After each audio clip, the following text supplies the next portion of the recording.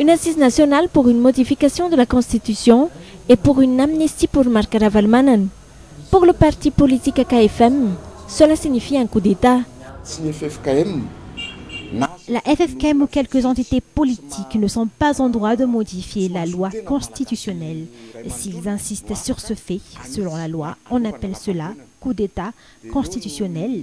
Si un tel cas se présente, une nouvelle crise aura lieu au pays, selon notre jugement.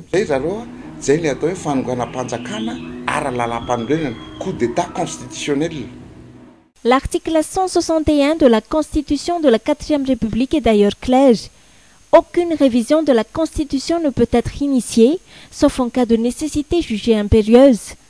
De même pour l'article 163, les pouvoirs exceptionnels détenus par le président de la République dans les circonstances exceptionnelles ou de troubles politiques ne lui confèrent pas le droit de recourir à une révision constitutionnelle. Des dispositions à respecter pour beaucoup. Pour Sarah Chorchera PR sous des verts, c'est le respect de la Constitution qui importe plus.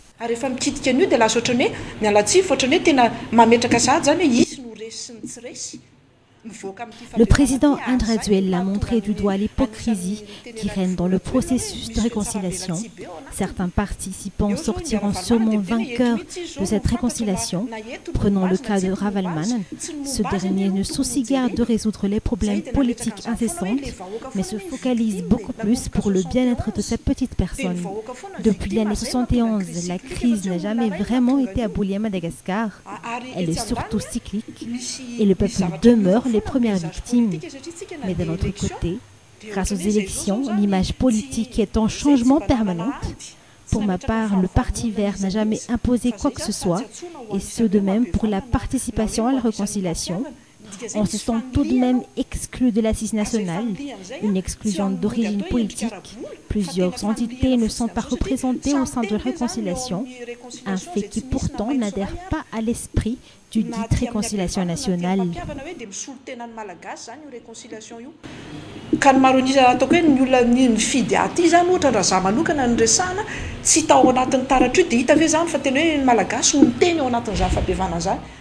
Pour beaucoup, le FFKM cautionnera un coup d'État si la résolution officielle de cette assise officialisera le projet de révision, de modification ou de changement de la Constitution.